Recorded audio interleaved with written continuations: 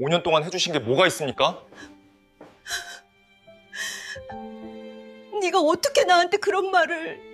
어머니, 5년 동안 해주신 게 뭐가 있습니까? 병원 하나 못 차려주시면서 무슨 장모 행세예요? 제 사위 민준이가 제게 한 말입니다. 저는 올해 58 평범한 주부입니다. 남편과 함께 작은 슈퍼를 운영하며 딸 하나 키웠습니다. 딸 수진이는 제 인생의 전부였습니다. 그 아이가 30살에 민준이를 데려왔을 때 저는 정말 기뻤습니다. 민준이는 명문대를 나왔지만 취업에 계속 실패했습니다. 그러던 어느 날 그가 의대 편입을 하겠다고 선언했습니다. 장모님, 저 꼭 의사 될게요. 수진이 잘 살게 해줄게요. 저는 그 말을 믿었습니다. 5년 동안 모든 걸 쏟아부었습니다. 그런데 그가 의사가 되고 나서 모든 게 변했습니다. 안녕하세요. 우리네 사는 재미입니다. 오늘도 여러분과 함께 인생의 한 장면을 나누고자 합니다. 지금부터 시작하겠습니다. 5년 전 가을이었습니다. 엄마, 소개할 사람이 있어. 수진이가 집에 남자를 데려왔습니다. 키가 크고 인상이 좋은 청년이었습니다. 처음 뵙겠습니다. 장민준이라고 합니다. 그가 공손하게 인사했습니다. 명문대 경영학과를 나왔다고 했습니다. 어머니, 전 지금 취업 준비 중입니다. 곧 좋은데 들어갈 거예요. 그래요? 우리 수진이 잘 부탁해요. 네, 수진 씨 정말 소중하게 생각합니다. 첫인상은 좋았습니다. 예의 바르고 말도 조리 있게 했습니다. 수진이와 민준이는 1년을 연애했습니다. 그 사이 민준이는 취업 시험을 계속 봤지만 번번이 떨어졌습니다. 대기업, 중견기업, 공기업, 어디에도 합격하지 못했습니다. 어머니, 죄송합니다. 또 떨어졌어요. 그가 고개를 숙일 때마다 가슴이 아팠습니다. 괜찮아요. 다음에 붙으면 되죠. 감사합니다. 수진 씨 부모님은 정말 좋은 분들이세요. 1년 반쯤 지났을 때 수진이가 말했습니다. 엄마, 나 민준이랑 결혼하고 싶어. 그래. 근데 민준이가 아직 취업이... 괜찮아. 나도 일하고 있잖아. 민준이는 분명히 좋은데 들어갈 거야. 그 사람 정말 성실하고 착해. 남편은 걱정했습니다. 여보, 사위가 직장도 없는데 결혼을 시켜도 되겠어? 하지만 저는 딸의 선택을 믿었습니다. 딸이 좋다는데 뭐. 민준이 괜찮은 애 같던데.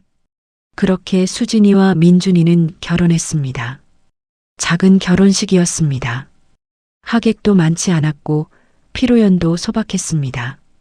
장인어른, 장모님, 수진이 평생 행복하게 해줄게요. 곧 좋은 직장 구해서 든든한 사위 되겠습니다. 민준이가 큰 절을 올렸습니다. 그 눈빛이 진심으로 가득했습니다. 고맙다. 우리 딸 잘 부탁한다. 신혼집 마련이 문제였습니다. 민준이네 부모님은 일찍 돌아가셨고 형제도 없었습니다. 민준이는 처내고 하나 다름없었습니다. 저희가 전세금 5천만 원을 마련해 줬습니다. 제 적금을 깨고 대출도 조금 받았습니다. 장모님, 정말 감사합니다. 이 은혜 꼭 갚겠습니다. 은혜는 무슨... 우리 사위인데... 신혼 초반은 행복해 보였습니다. 수진이는 직장을 다녔고 민준이는 열심히 취업 준비를 했습니다. 하지만 6개월이 지나도 1년이 지나도 민준이는 취업하지 못했습니다. 장모님, 제가 이래도 되나 싶어요. 수진이한테 너무 미안해요. 괜찮아. 천천히 해. 좋은 기회가 올 거야. 하지만 민준이는 점점 지쳐갔습니다. 면접에서 떨어질 때마다 자존감이 무너지는 것 같았습니다. 결혼 1년 반쯤 지났을 때 저희 집에 온 민준이가 무릎을 꿇었습니다.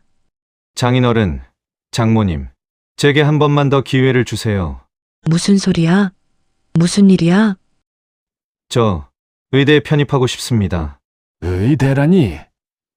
그게 쉬운 일이니? 남편이 놀라서 물었습니다.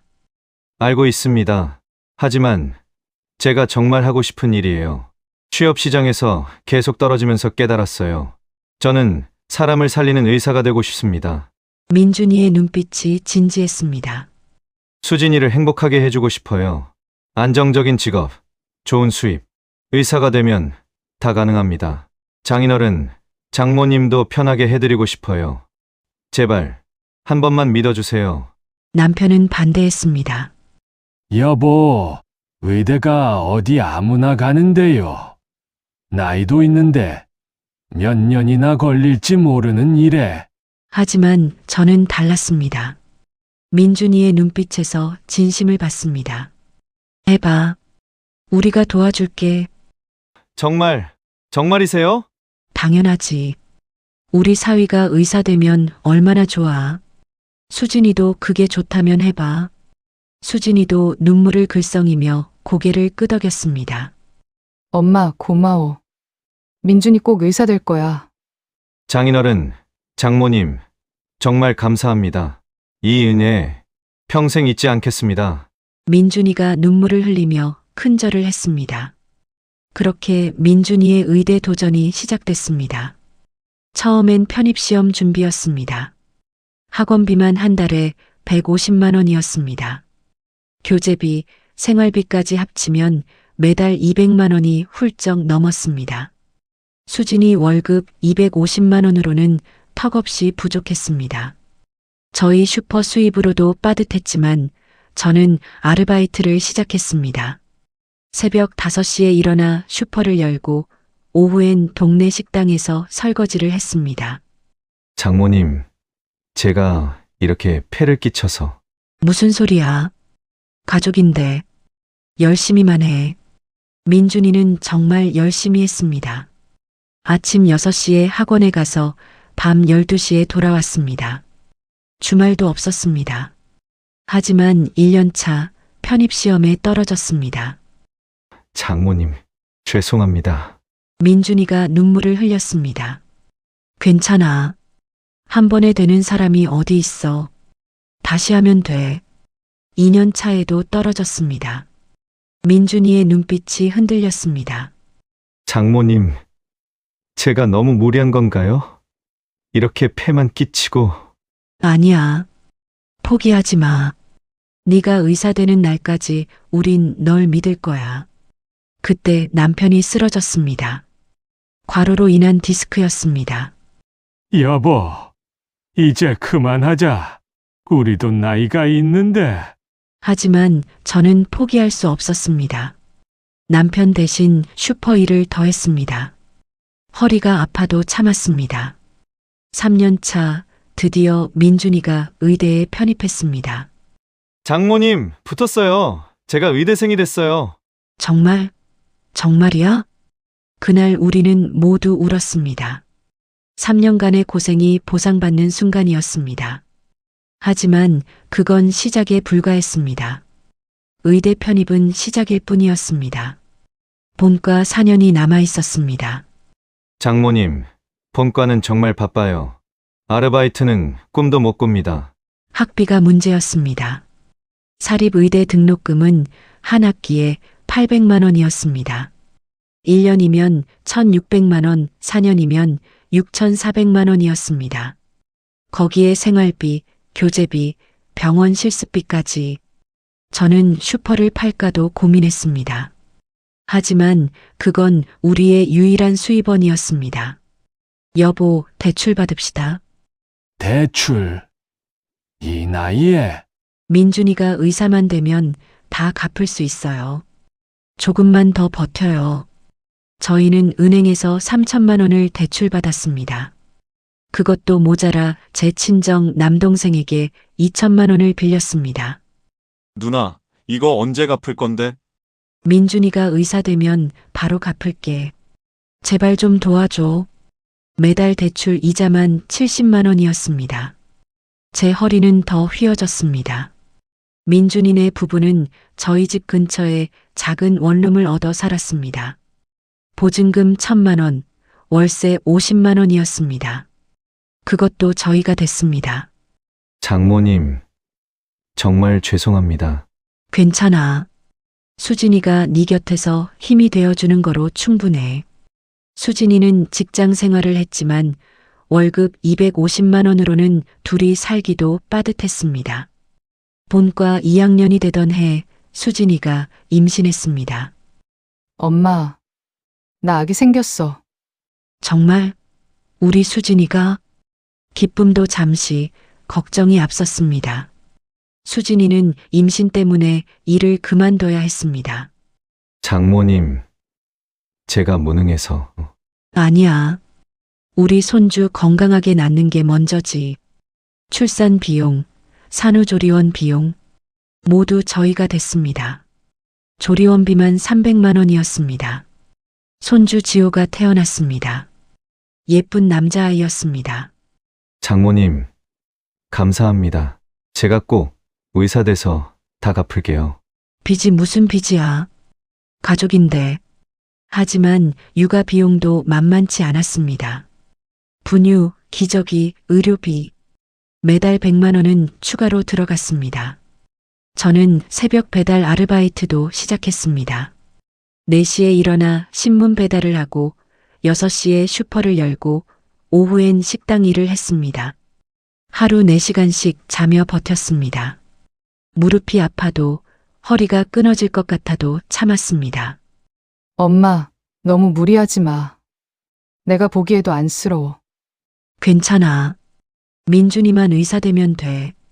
본과 4학년 드디어 민준이가 졸업했습니다. 장모님, 졸업했어요. 축하해. 이제 의사 시험만 남았네. 하지만 의사 국가고시는 쉽지 않았습니다. 민준이는 인턴 생활을 하면서 시험을 준비했습니다. 인턴 월급은 250만 원 정도였지만 워낙 바빠서 여전히 생활비 지원이 필요했습니다. 장모님, 저 시험학원을 다녀야 하는데. 또 돈이었습니다. 국시 학원비가 300만 원이었습니다.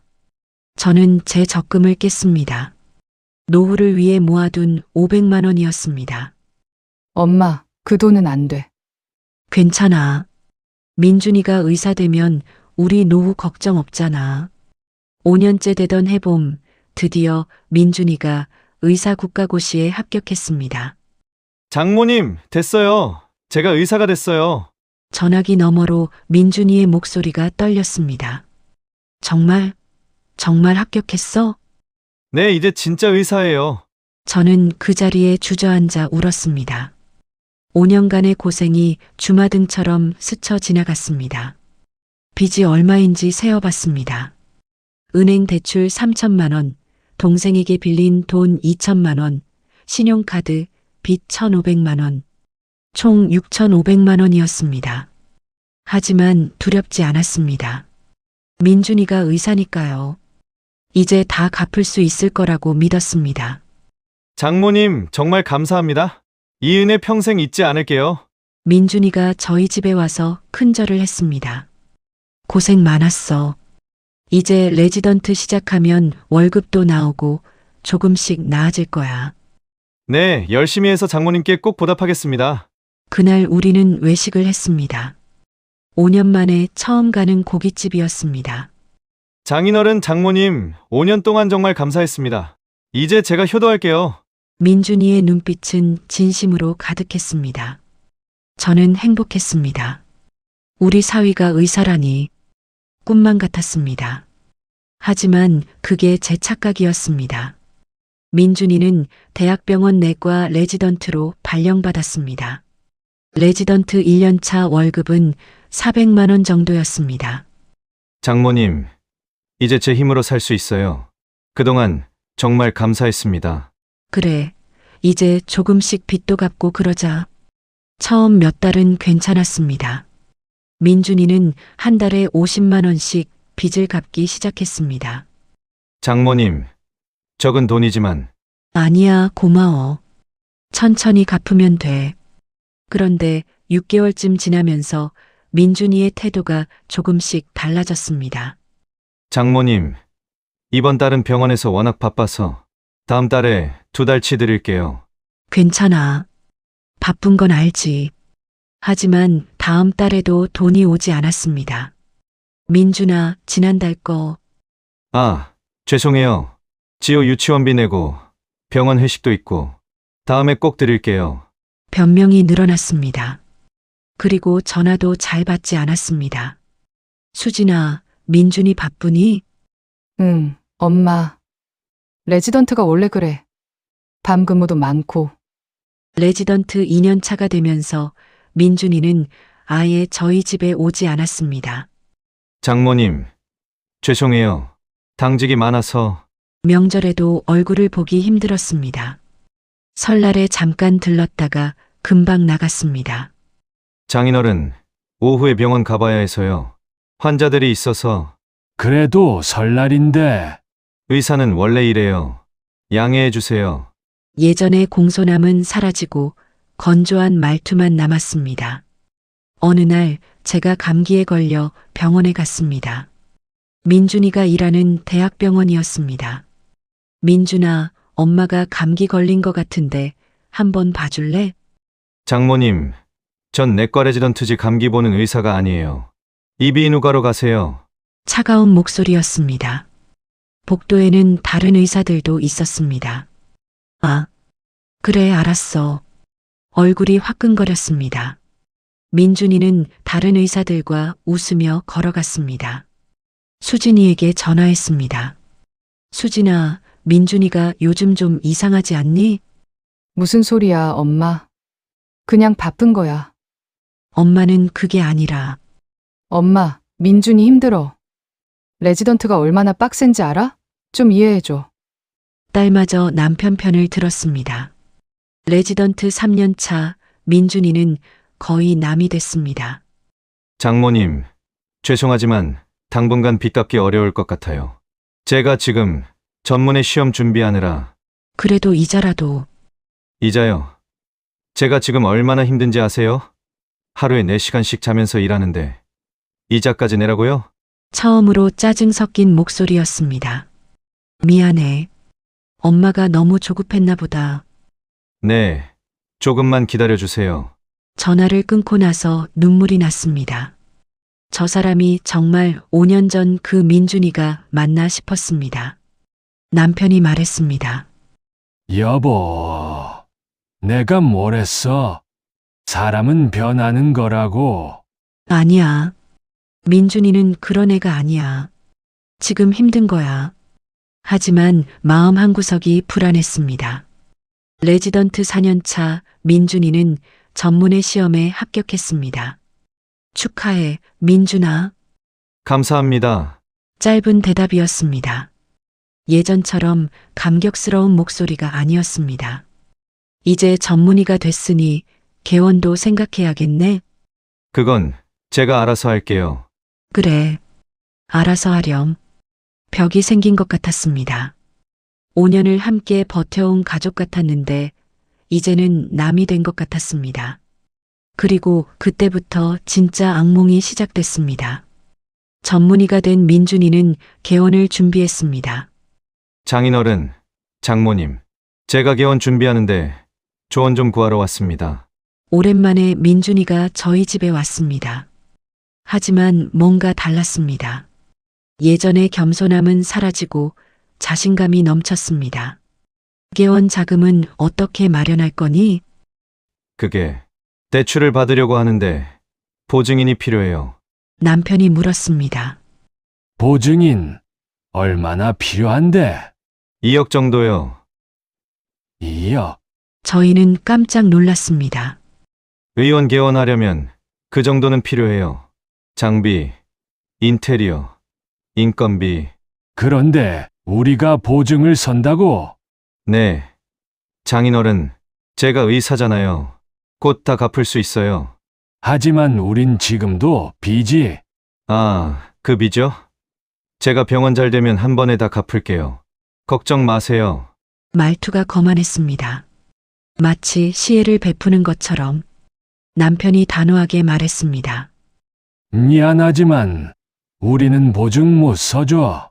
우리도 나이가 있고, 민준이의 얼굴이 굳었습니다. 그러세요? 그럼 어쩔 수 없죠. 그는 쌀쌀하게 나가버렸습니다. 수진이한테 전화가 왔습니다. 엄마, 왜 보증을 안 써주는 거야? 수진아, 2억은 너무 큰 돈이야. 만약에 잘못되면 잘못될 게 뭐가 있어? 남편이 의사인데 엄마가 민준이를 못 믿는 거야? 그게 아니라 엄마는 5년 동안 우리 도와준 걸 은혜라고 생각하는 거지. 이제 그 대가를 받으려고? 수진아, 엄마가 그런 뜻으로 됐어. 실망이야. 딸도 변했습니다. 아니, 민준이가 딸을 변하게 만들었습니다. 결국 민준이는 다른 방법으로 대출을 받아 강남의 내과 의원을 개원했습니다. 개원식에 초대장이 왔습니다. 장민준 내과 의원 개원을 축하해 주십시오. 저희는 축하금 50만 원을 준비해서 갔습니다. 빚이 있었지만 사위의 개원식인데 손 들고 갈 수 없었습니다. 개원식장은 화려했습니다. 꽃바구니가 수십 개, 고급 뷔페 음식, 정장 입은 하객들. 축하해, 민준아. 아, 오셨어요. 민준이는 다른 하객들과 인사하느라 바빴습니다. 저희는 한쪽 구석에서 초라하게 서 있었습니다. 수진이가 다가왔습니다. 엄마, 축하금은? 여기 봉투를 건넸습니다. 수진이는 봉투를 만져보더니 표정이 굳었습니다. 이게 다야? 수진아, 다른 사람들은 100만 원씩 내는데 부끄럽게. 딸이 그런 말을 하다니 미안하구나. 됐어. 가서 식사나 해. 개원식이 끝나고 저희는 조용히 나왔습니다. 아무도 배웅하지 않았습니다. 여보, 우리가 뭘 잘못한 걸까? 몰라. 정말 모르겠어. 그로부터 2개월 후 민준이의 병원이 잘 된다는 소문을 들었습니다. 강남 한복판이라 환자가 많다고 했습니다. 이제 빚 갚을 수 있겠네. 기대를 했습니다. 하지만 민준이에게서 아무 연락이 없었습니다. 제가 먼저 전화했습니다. 민준아, 병원 잘 되고 있다며? 축하해. 아, 네. 바빠요. 그래. 그런데 말이야, 빚 얘기 좀 하려고. 장모님, 죄송한데 지금 환자 봐야 해서요. 나중에 통화할게요. 뚝 끊겼습니다. 한 달 후 다시 전화했습니다. 받지 않았습니다. 문자를 보냈습니다. 읽었지만 답장이 없었습니다. 수진이한테 전화했습니다. 수진아, 민준이 좀 바꿔줄래? 엄마, 민준이 진짜 바빠. 하루에 환자 50명씩 보는데. 그래도 그리고 엄마, 우리 이제 빚 갚기 힘들어. 병원 대출 갚는 것도 빠듯하거든. 뭐, 미안하지만 좀 더 기다려줘. 우리도 애가 하나 더 생겼고. 애가 하나 더 응, 둘째 임신했어. 축하할 일인데 가슴이 답답했습니다. 축하한다. 몸 조심해라. 응, 그럼 끊을게. 딸도 이제 남이었습니다. 그리고 3개월 후 민준이가 SNS에 올린 사진을 봤습니다. BMW 신차 앞에서 찍은 사진이었습니다. 빚은 갚지 않으면서 억대 외제차를 샀습니다. 저는 그날 밤 혼자 울었습니다. 민준이가 개원한 지 1년이 지났습니다. 빚은 한 푼도 받지 못했습니다. 저희는 여전히 이자를 갚느라 허덕이고 있었습니다. 어느 날 수진이한테 전화가 왔습니다. 엄마, 올 수 있어? 목소리가 떨리고 있었습니다. 왜? 무슨 일이야? 그냥 와줘. 수진이네 집에 갔습니다.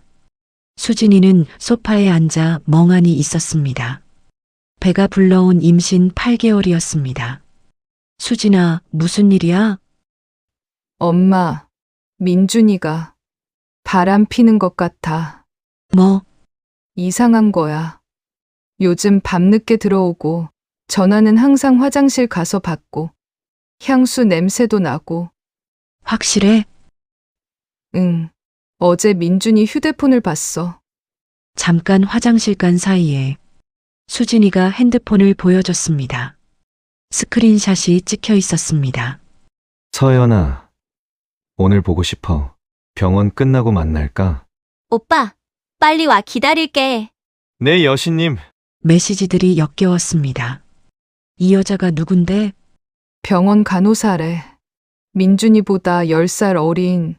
그 자식이. 저는 당장 민준이에게 전화했습니다. 민준아, 당장 집에 와. 장모님, 무슨 일이세요? 무슨 일인지 뻔히 알면서 당장 와. 1시간 후 민준이가 왔습니다. 얼굴에 죄책감은 전혀 없었습니다. 무슨 일로 부르셨어요? 무슨 일이긴. 넌 임신한 아내 두고 바람을 피워. 그게 변명하지 마. 증거 다 봤어. 민준이는 한숨을 쉬었습니다. 알았어요. 그래요. 만나는 여자 있어요. 담담한 목소리였습니다. 수진이가 울음을 터뜨렸습니다. 오빠! 어떻게 나한테 이럴 수 있어? 수진아, 미안해. 하지만 난 너무 힘들었어. 병원 일도 바쁘고 집에 오면 네 잔소리만 듣고. 서연이는 날 이해해줘. 잔소리? 당신이 밤늦게 들어와서 술 냄새 풍기니까 걱정돼서 한 말이 잔소리야?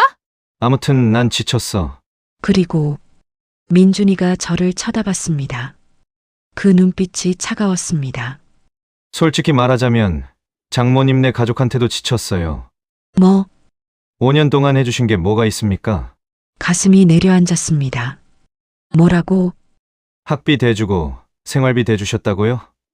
그게 은혜예요? 딸 시집 보낸 부모면 당연한 거 아닌가요? 민준아, 네가 지금 그리고 전 힘들게 의사 됐어요. 제 노력으로. 장모님은 그저 돈만 댔을 뿐이잖아요. 돈만? 네.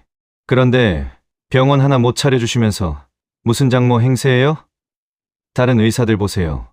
장인이 빌딩 사주고 병원 차려주고 그러던데 장모님은 뭘 해주셨어요? 머리가 멍했습니다. 5년 동안 우리가 뭘 한 건데. 그래봤자 6,500만 원이잖아요. 전 이제 의사예요. 그 돈쯤 나중에 다 갚을 수 있어요. 그러니까 제발 그 돈 갖고 저한테 은혜를 강요하지 마세요. 손이 떨렸습니다. 뺨을 때리고 싶었습니다. 너 정말. 그리고 수진아, 민준이가 수진이를 봤습니다. 우리 이혼하자. 뭐라고? 난 이제 내 인생을 살고 싶어. 서연이는 나랑 잘 맞아. 부모도 재력가고. 재력가? 응. 서연이 아버지가 건설회사 사장이야. 날 위해 병원도 차려준대.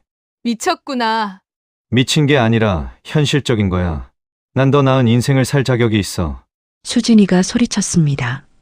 당신 애는 어떻게 하려고? 나 지금 8개월이야. 양육비는 줄게. 걱정 마. 이 악질 새끼. 제가 민준이의 멱살을 잡았습니다. 네가 사람이야? 네가 의사 됐다고? 환자를 돌보는 의사가 가족을 이렇게 버려? 손 놔요. 민준이가 제 손을 뿌리쳤습니다. 장모님도 정신 차리세요. 시대가 바뀌었어요. 요즘은 능력 있는 사람이 대접받는 거예요. 전 이제 능력 있으니까 제가 선택할 권리가 있어요. 너 정말. 그리고 빚 독촉 그만하세요. 법적으로 저한테 갚을 의무 없어요. 장모님이 알아서 주신 거잖아요. 뭐? 증거 있어요? 차용증 쓴 적 있어요? 없잖아요. 그러니까 법적으로 전 책임 없어요. 순간 세상이 무너지는 것 같았습니다. 너 처음부터 이럴 생각이었구나. 아니에요. 처음엔 진심이었어요. 하지만 사람은 변하잖아요.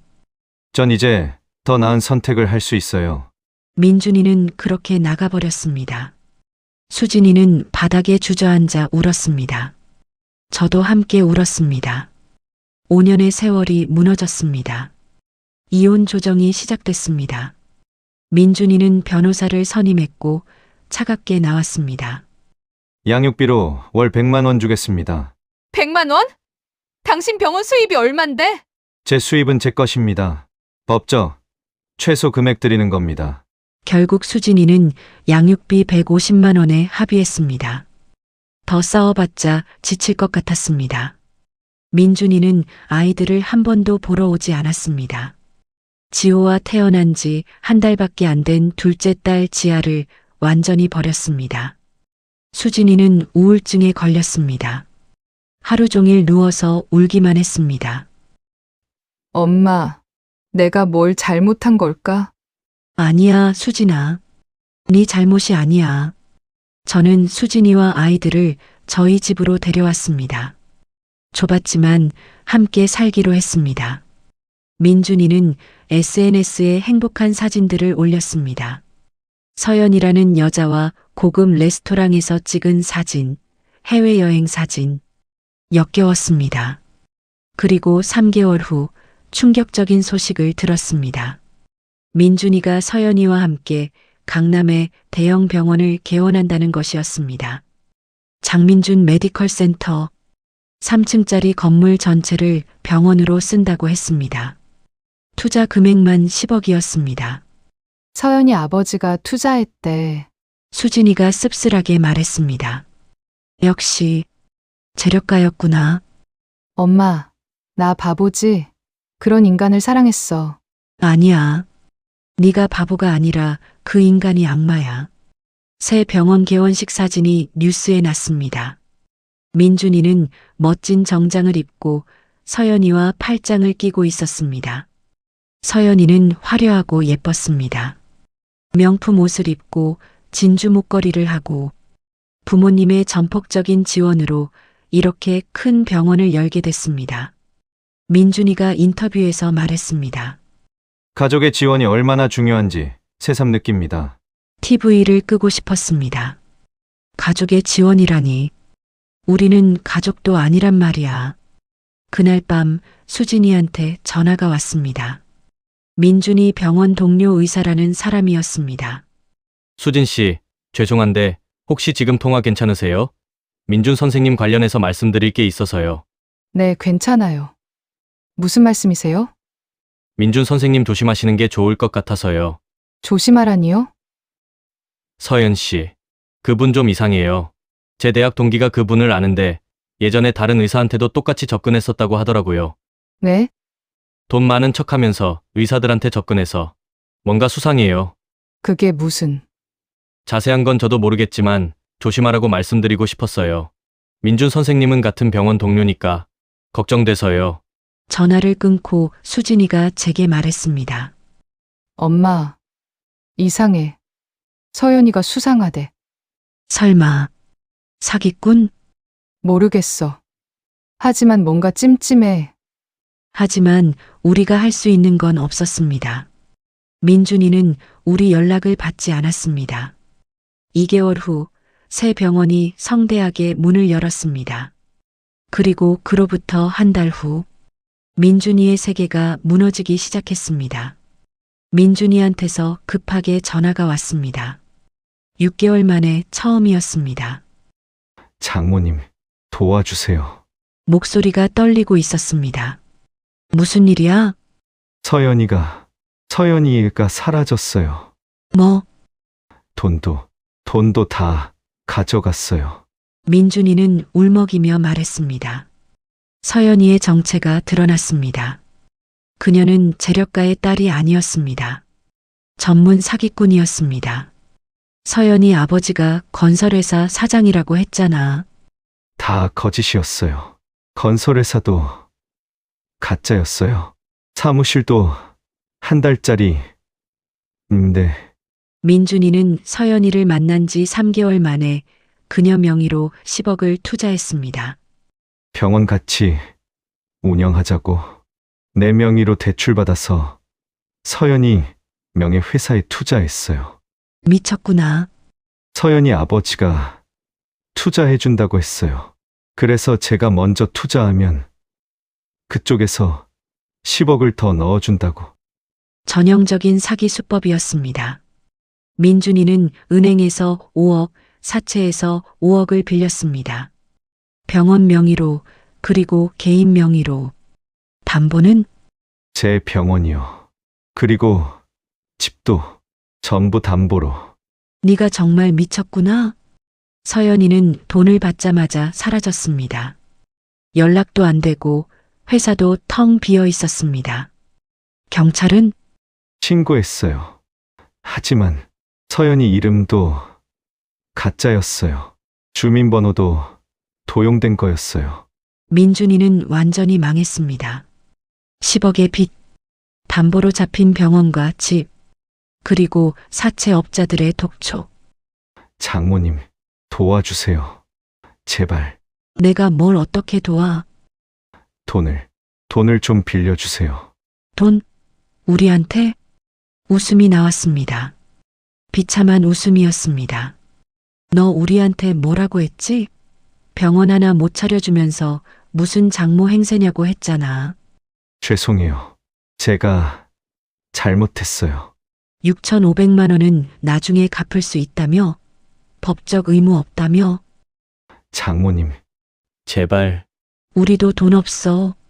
너 때문에 생긴 빚 갚느라 아직도 허덕이고 있어. 장모님, 그리고 수진이는 어쩔 거야? 내가 버린 아이들은? 이제 와서 도와달라고? 염치가 있어야지. 전화를 끊어버렸습니다. 일주일 후 더 충격적인 소식이 들렸습니다.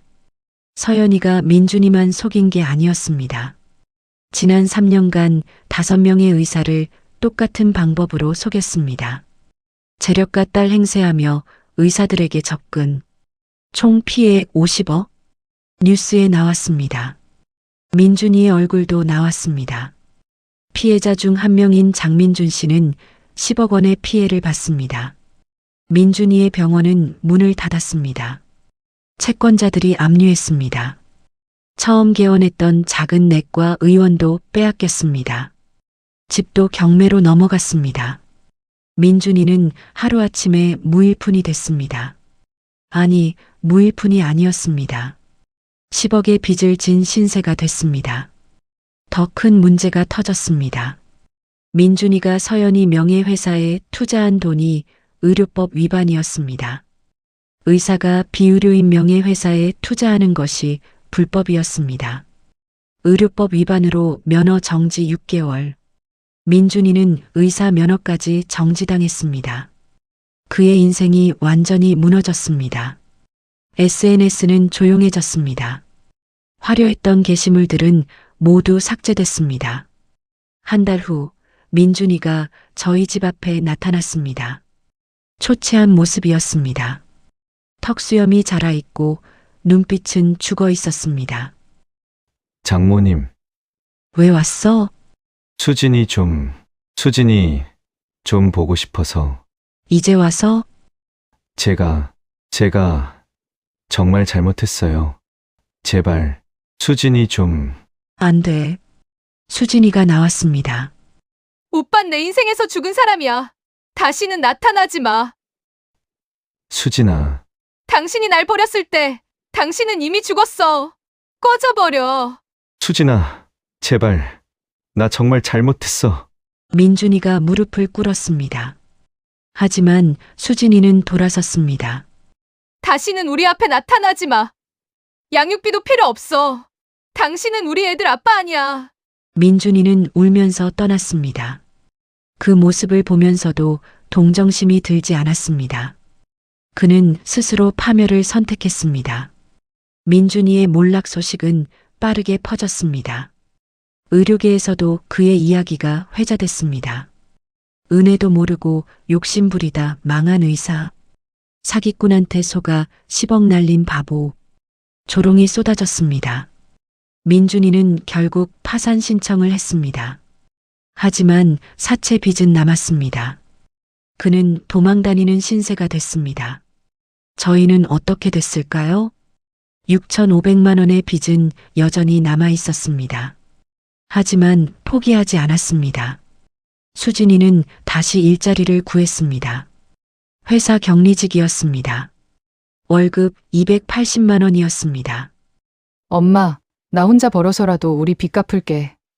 아니야, 엄마랑 같이 갚자. 저도 계속 일했습니다.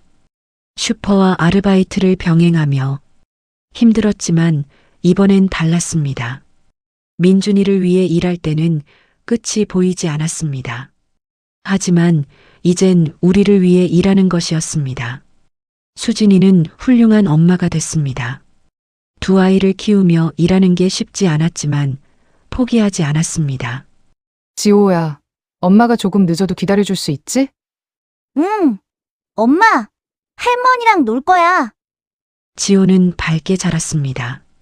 아빠가 없어도 할머니, 할아버지, 엄마의 사랑을 받으며 2년이 지났습니다. 저희는 빚의 절반을 갚았습니다. 3,200만 원이 남았습니다. 엄마, 이제 터널 끝이 보여. 그래, 조금만 더 힘내자. 어느 날 민준이 소식을 들었습니다. 그는 지방의 작은 요양병원에서 촉탁이로 일하고 있다고 했습니다. 월급 300만 원. 그것도 대부분 빚 갚는 데 쓴다고. 한때 잘 나가던 의사의 초라한 말로였습니다. 장모님, 제가 정말 잘못했어요. 가끔 문자가 왔습니다. 하지만 답장하지 않았습니다. 용서는 했습니다.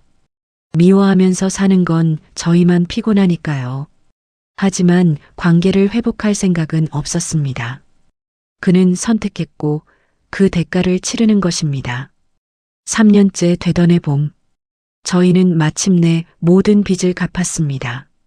엄마, 우리 해냈어.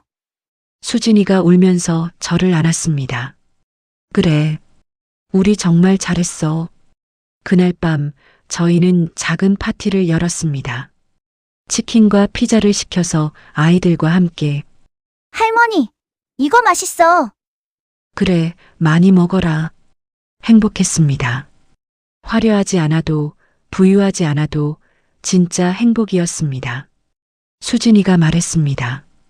엄마, 내가 이제 깨달았어. 진짜 중요한 게 뭔지. 뭔데? 가족이야. 돈도 명예도 아니고 서로를 아끼는 마음. 그래, 넌 이제 진짜 어른이 됐구나. 수진이는 훌륭하게 성장했습니다. 고난이 그녀를 강하게 만들었습니다. 지호는 초등학교에 입학했습니다. 지아는 어린이집에 다니며 밝게 자랐습니다. 할머니, 나 커서 의사 될래. 지호가 말했습니다. 의사? 응. 할머니 아플 때 고쳐줄 거야. 가슴이 뭉클했습니다. 그래, 착한 의사가 되렴. 사람들을 도와주는 4년째 되던 해, 수진이가 새로운 사람을 만났습니다. 회사 동료였습니다. 엄마, 소개할 사람이 있어. 겸손하고 착한 사람이었습니다. 수진이의 상황을 알고도 진심으로 대해주는 수진 씨 어머님 잘 부탁드립니다. 수진 씨와 아이들을 행복하게 해주고 싶습니다. 우리 딸 잘 부탁해요. 이번엔 믿을 수 있었습니다. 진심은 느껴지는 법이니까요. 그리고 지금 저는 63입니다. 슈퍼는 여전히 운영하지만 이젠 여유가 있습니다. 수진이는 재혼해서 행복하게 살고 있습니다. 아이들도 새 아빠를 좋아합니다. 민준이는 어떻게 됐냐고요? 들리는 소문으로는 아직도 빚을 갚고 있다고 합니다. 재혼도 못하고 혼자 살고 있다고 가끔 생각합니다. 만약 민준이가 욕심 부리지 않았다면 어땠을까?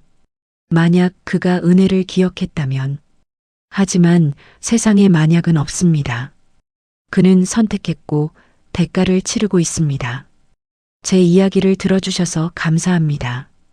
여러분께 꼭 드리고 싶은 말이 있습니다.